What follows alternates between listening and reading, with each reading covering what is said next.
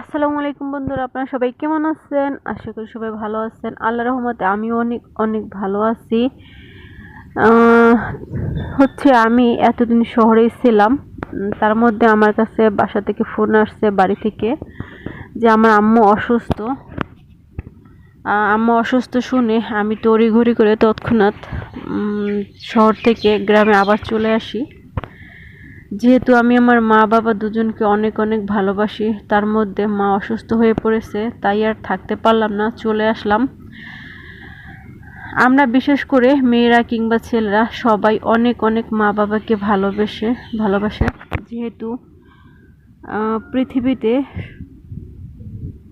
আসার পরে, জন্ম হওয়ার পরে মা এবং বাবা ছোট থেকে লালন পালন করে আমাদেরকে বড় করে, নিঃস্বার্থকভাবে তারা আমাদেরকে ভালোবাসে। কিন্তু আমরা